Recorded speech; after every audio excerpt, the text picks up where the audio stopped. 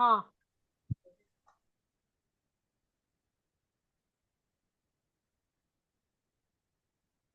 Great. I think waiting room is enabled. That is why they're taking time to come in. Can we just Yeah, we can look at questions if there are any at this point, and then yeah.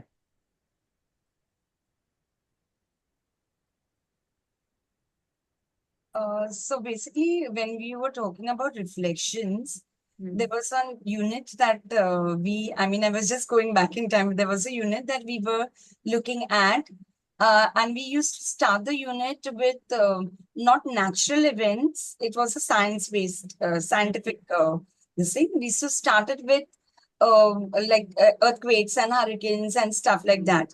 I'm talking about the grade 2 level. We found it becoming very heavy for the learners to suddenly take in. So now we've shifted our focus and we're इनका talking. क्या होता है कमल ma'am का her first instinct is to say no to everything. फिर मेरे को तभी बोला ना वो शॉपिंग और उसका Sonia, फिर, mute yourself, mute. please. I've Thank you. muted. So Thank you. basically, then we went on to taking it to the distinct lens of natural events. So looked at how the earth works, the rotation, the revolution, and very seamlessly, it also came into, floods and earthquakes and the discussions are fab now. Yes. I think that's like being a responsive community where you identify that children struggled with it and you changed the course of the unit. So yes, I think that's the whole idea. Thank you. Vandana, even I had a point to say, coming to specialists. Yes. We also, I think there's always an ongoing, it's an ongoing process because we also take the feedback from the specialists.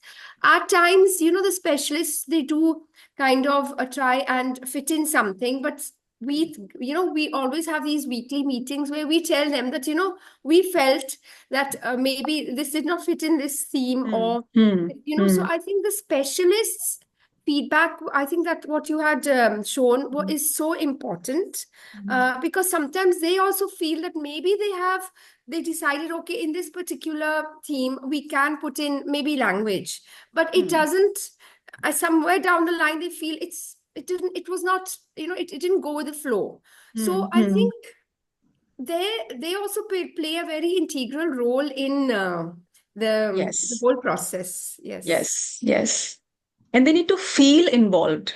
I often feel that, there is this divide between form tutors, classroom teachers, and specialists. It does. But if they don't feel involved and if they don't feel valued and heard, I think then the divide persists. The collaboration gets impacted. However, if they are taken on board regularly through these conversations, which are about POI and of course teaching and learning in general, they remain clued in to. And so now, our specialists really come forward and they suggest, this year, this is what I would like to. So sometimes they start the provocations. They are the ones who lead provocations for certain units. So I think it just rubs on to them. The whole excitement. What we do is when we have our vertical and horizontal planners, we tell them, if you have any suggestions, just write it on a post-it and put it over there. So we know, okay, this can be included somewhere, Yes. All right. Pallavi, can we move to the next segment? Yes, please. Can you make me the co-host, please? Okay. Thank you. Vandana, it's very deep. Thanks. I have, I think, forgotten how to make anybody Okay, co-host. just go on the go on the participants, right? Click on my name. Yeah. Make host. It's not, there's no co-host now. It's only make host. If I make you. That's perfectly fine. No problem. I'll do that. Yes. Thank you. What happened Go now? ahead. You can share now. You have to share it again. Yeah. Thank All you. right. Okay. So, sorry. So this year, when we began this process of review again in the month of April, we just before that, IB had released an important, I think, announcement was made in their global conference. And they talked about that during review, would you like to be more courageous? Would you like to consider few things? And for us, it was a great opportunity to look at, if some of our lens for this year's review could also come from what the IB is talking about. And They said be courageous and creative and try a different approach. So have your PYP faculty look through a different lens, different grade level, different subject area, connect with other PYP schools in the review virtually, or you go and you talk to them during your review process. Invite other program colleagues to join the review, which is like having your MYP coordinator reviewing your POI and giving certain suggestions or inputs into it. So it demanded a lot of free thinking, I would say. So when we started engaging with it, we realized that's really something that will take us to the next level in terms of review. But let's take some baby steps and understand how we can do it. uh, they talked about reviewing the lines of inquiry and the central ideas, and whether these are broad enough or do they have enough scope for inquiry, and are they conceptual.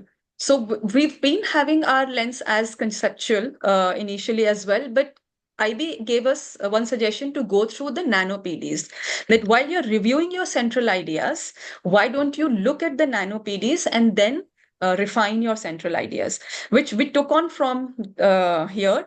And when we defined our process for review last year, the first thing we said, all right, all the teaching teams will first go through the central ideas and assess the conceptual depth through the nano PDs. So each team first watched the nano PDs which were given on how to make a stronger conceptual central idea.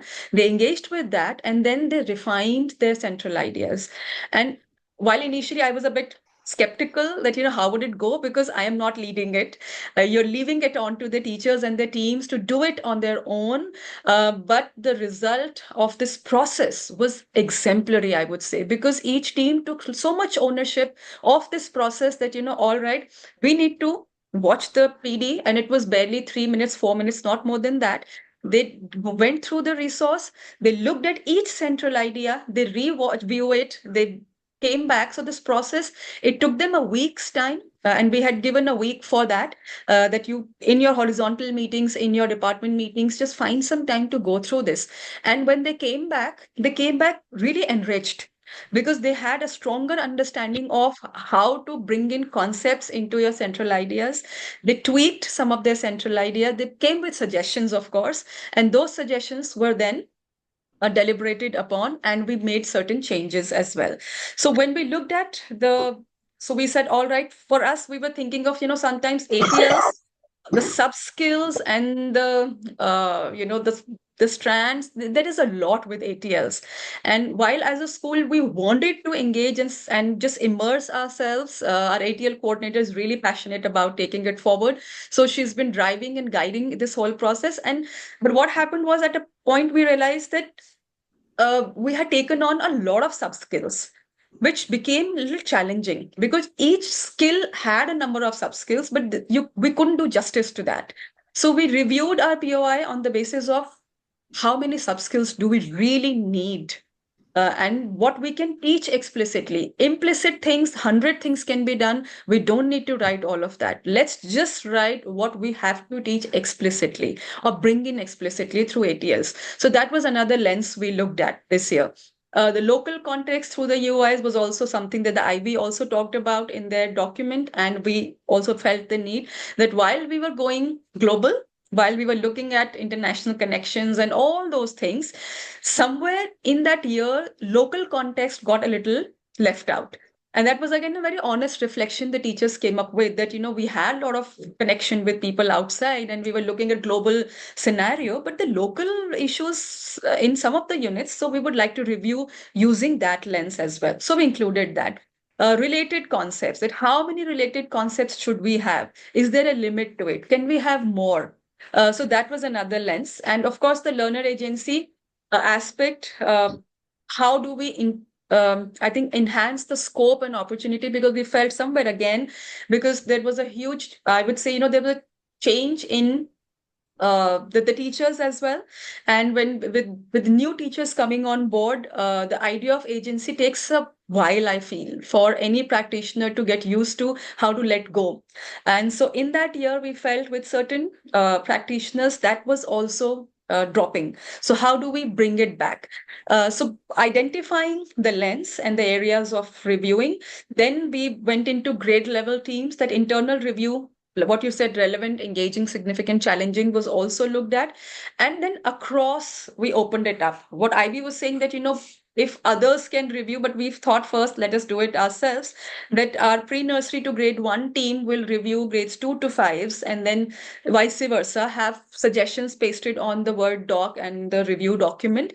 And we collated all their suggestions. Then this year, we also looked at including our stakeholders and broadening that as well. We took it to the parents this time. That we were taking feedback from students in some ways, I would say, not entirely, because we always felt that, teachers know what to keep in the POI. We are taking student reflections, we are making decisions. However, I would say that the control remained with us. But this time we thought of letting it go a little bit more, and thought, let's have some more voices coming in. Let's see what comes. And it required a bit of vulnerability on our parts as well, but we tried to do that.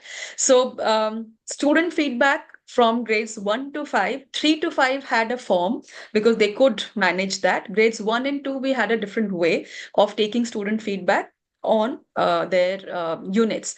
For parents, we created a survey with certain questions which concerns how their child connected with a particular unit.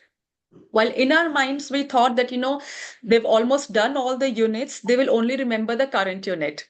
And we thought that because there is this recency effect that plays on your mind, that whatever you're doing right now or what you did just before this is more fresh, and you tend to, kind of guide towards that, and you choose that. However, we were surprised to see that parents had actually uh, rated all the units, and children also, they remembered everything. And if the first unit worked better for them, they rated it more. The second did not connect with them, they rated it less. The third, and so we were surprised. So we, in a way, it challenged our own assumptions, I would say, that we had before rolling out these surveys, that, they might just remember what. So I realized that as teachers, we have so many assumptions when we approach any process. So it's important to hold on to that. And yet, go ahead with whatever you're planning and thinking. So with students, with younger learners, we had more like graphs being done in the classroom, where the data was again collated by all teachers, and they came up with the children really enjoyed, which means this is going really well. We don't have to worry too much about this aspect. But if there is a unit for which there is very little, I would say, recollection in children's minds, that means somewhere we need to strongly review the way we approached it, and do a thorough as-is analysis of that unit, so that it gave us an opportunity to dig deep into certain specific units. I am not saying all of this leads to changing the POI. There is no such radical transformation that one does with surveys and conversations with children and parents. But the important thing is, can we pick up cues from here about our practices and certain the way the unit was approached? And when there is a clear feedback coming our way at a certain time of the year in a very organized manner, it just allows us to spend time properly. Otherwise, these things here and there keep coming in. But when you see it in one projected manner, it just shakes you up a bit, and you realize, all right, I think this year, let's just work on this particular unit and hash it out. And this needs to change either in form or in process or in approach. We need to do something about it. So suggestions from teachers, students, and parents again is collated. So the beauty with data is that it can be used either way. A lot can be manipulated. However, if your intentions are right, you will collate it in the right manner. So we collated whatever, the high points and the low points were for different grades. And those things were put together in a, in nutshell. And the way forward was developed. It led to changing one unit as well in grade 4 for us this year. And the process of involving parents and reviewing it with them in the way that where they are suggesting that this is not working for our children. And I would recommend something like this. And we picked up patterns. So parents were really keen on something on space and exploration.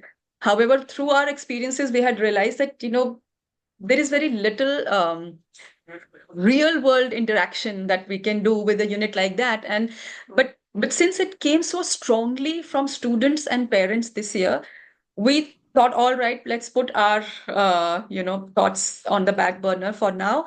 Give it a try once again this year. Let's bring it back. Since it has come so strongly from the community, let's value it. Otherwise, these reviews and processes have no meaning if we do not take into consideration what's coming in very strongly to us, right? So that we took it as a feedback that, all right, let's do it. So we brought a unit into grade 4, which was about space exploration, and we tried it this year. Some of our things still we felt that, it becomes heavy and it becomes more theoretical because there is less of real world experience. It's more research and, excitement is there. However, we need to maybe evolve a little more. So those are still our reflections going on. But that's how the way forward is then communicated to the community as well.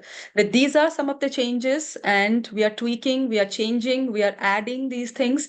So the POI is changing or modifying, and then it is presented and shared with the whole. This is something what it looks like in our walkways and common areas. This is how we keep it. There was a time when we used to have one entire grid. We realized that that wasn't really, because we were told that that is the way of presenting or, displaying your POI, but we moved into the grade specific zones, and yet we could see the alignments and everything very clearly. That's all I had from my side to share the process and, how we review.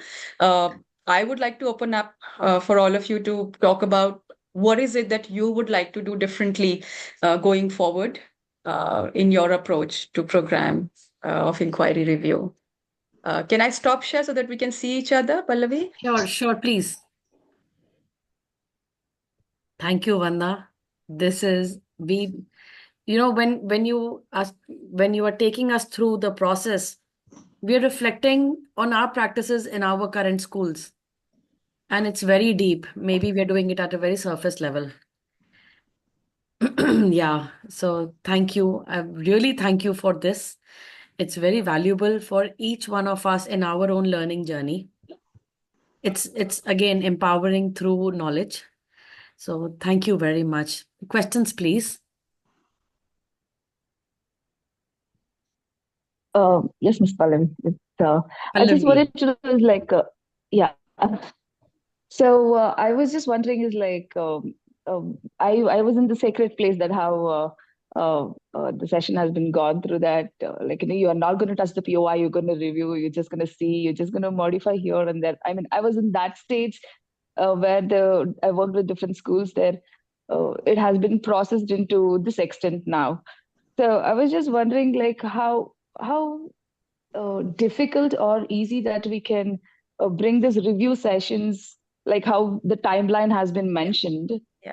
along with the other works that we do with the children and things. So how difficult level that has been faced by the one who took the webinar right now. So I just want to know how difficult to manage this timeline of taking That's a in very good midway question. of And I POI think, review. all coordinators struggle with that. How do you find time? That's why we've opened it up to 6 weeks, because we know that, it's hard to, otherwise we can do it in a week's time.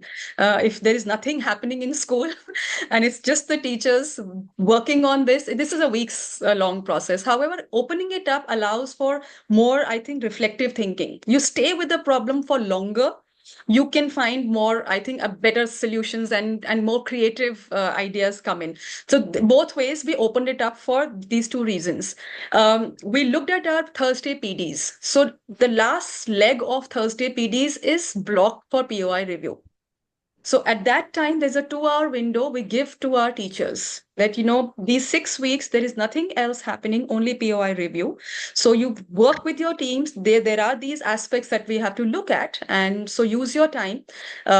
if it extends or spills over, there is still that week's window that you have. In between, you can find time. I've had teams watching these nano PDs, in the evenings coming together when they felt that, they needed to review it. So while we try and make it more self-paced as well, there is a broad timeline to it, because like every other thing, it needs to happen before the year ends, right? So we have started taking it a little into our inset as well, that my role then begins when everybody else has done theirs. So I look at the entire thing, and there is a separate uh, segment that opens up for us, is checking the balance. That while everybody else has added their views and thoughts, and that document looks really crazy when everybody has modified and edited it as per their suggestions, then it's my responsibility to clean it up, to check for balance. And for that also, we've developed certain documents that ease out that process, that everybody adds in what all they are doing in terms of elements, what they are suggesting, and it gives us an entire picture of what is getting covered, if it is not getting covered, or it's overemphasized. And then, so that there is room during inset time for us to fine tune and check for those things, that while you're in wanting to bring in this skill, this is happening throughout. We've missed out on certain things. So there's got to be some time in inset. That's why we are not just doing it in inset. We start early. We start in mid-April, and we move to May. And during inset, we work on the fine-tuning aspect. That's how the timeline works for us. Do Thank we you. have a Thanks for sharing checklist that. of all these criterias anywhere, Vandana? Checklist Of the way you said all the parameters to review? elements. I would say Yes. elements. All the Only elements. elements. All the Yes, yes. elements. So we check for the balance there, and there's an Excel sheet that we've developed where each GLC, the grade level, because they have certain responsibilities to kind of key in the final findings from their grade. They put it all there, and it gives us an overview of what is getting covered, what is getting missed out, so that we don't get into the new year with gaps in between. So, and we have time to thoughtfully plug those gaps as well. Okay. Noreen, you're raising It's your hand. Please go Yeah. ahead. So Vandana, thank you for the session. I saw one of the slides display in the POI. You've made a change that toddler slash there was something. You've removed who am I from that, right? Yeah. It was written removed who am I. So I just want to understand why that was removed. I liked how you have added sensorial learning over there, but what was the reason behind removing that? Yes, but between toddlers and prenup, it's like, see, actually the POI, the recommended time frame for the IB is nursery to grade 5. However, as a continuum and as a school that has toddlers as well, which are like just barely 18 months, 2 years old, we felt that, we could have the POI running for all children, not keeping them as separate EY, EY in the sense, really toddlers and infants. So while we have a POI for them, we realized that was creating restrictions for them. And we also talked about that there is a reason why IB says from nursery to 5. And as a school, while we may have extended it to toddlers, kind of fixing them into TD themes was kind of, I would say, in my honest reflection, that it was hindering the natural exploratory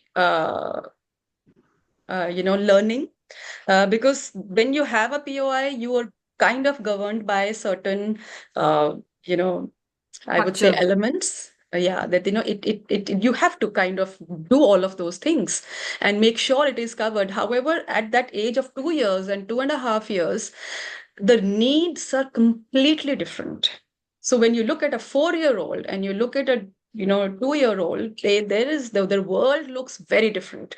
So we took a conscious decision that we'll turn them more into sensorial, and we will not worry too much about what the themes and the descriptors and all those things say, because if that's hindering the way learning needs to happen with that age group, we will not let that restriction come into our way. So POI remains intact for nursery to 5, but other than that, for younger children, we brought in more flexibility, and that's why we removed some of those, because there was a lot of parallel development happening. Your toddlers and your pre-nursery kind of there were overlaps, I would say. There was more continuity that was needed, so we took it more to pre-nursery and we removed it from toddler. We felt that something more needed to come than just fixing it to a particular central idea or the theme. So we are still in that process. It's more fluid in there, and I would say more proper nursery to Right. 5. Yeah. Just one more follow-up question. So like when you transition from EYP2, right? Like that's the senior, and to grade 1, right? When you're aligning it, is it okay to have who we are as the first team? I think it depends. If it works for the children, so who we are is something that, and any unit under who we are allows for natural connection and exploring yourself. And it helps. Sometimes you may have something like, which is more exploration based, and you might want to have your how the world works coming in the beginning. There was a time when we looked at how we organize ourselves, because we wanted to focus on their skills. So we had a unit around, systems. So that became our first unit for grade 1. Because we felt the need was such. Otherwise, we used to have, celebrations as a starting unit. So I think it depends. What are you looking at? It does help. There are times when the units under who we are allow for seamless transition. However, it would be based on what you are looking at as a school as well, and you approach it accordingly. Okay, thank you. I have one question. Sorry, I think I've been asking maximum questions. Oh, no. Vandana, there are schools which are running PYP till grade 6. What do you Yeah. recommend? It's How? fine. It's the age bracket is 3 to 12. So 12 years, if it is your grade 6, then that's how the world is working right now. For us, the bracket ends at 11 years, and we are good with that. However, if as a school you want to include your year 6 into primary years program, because the age bracket allows for that.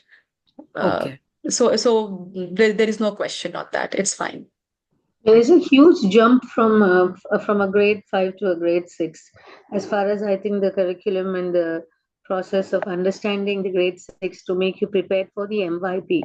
Mhm. So if you sort of put them into a PYP bracket and bring them and slowly bring them, I've noticed that the children it's overwhelming for them in the grade 6 from what I we think the do with schools then do look at certain systems and there processes is a to system smooth. in the MYP which is completely different to the way the PYP does that. So I've seen the grade 5s.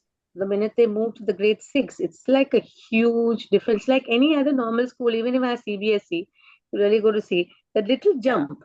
These Yeah. little ones, are overwhelmed. Like, oh my God, Yeah. there's so much Yeah. to do. Yeah. So that's there. I think it's there throughout all kind of. Yes. You see that jump between kindergarten to 1. You see that Yes. between 2 to 3. Yeah. So there are these milestones where children experience spurt, and that's where knowing that age group is so critical when you're defining your POI.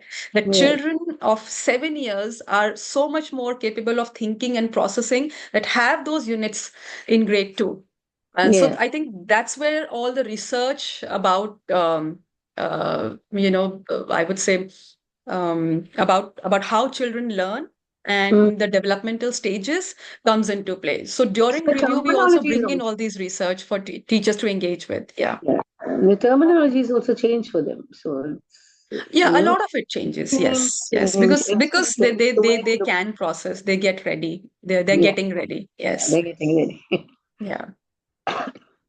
All right. We would like to put a stop here, though we don't feel like doing so. Thank you, Vanna. Thank you so much for engaging us in thoughtful and yet a very informative session. Very reflective in our own minds. Thank you very much for being the change to bring the change. Thank you, Welcome to the Pallavi, for community. reaching out and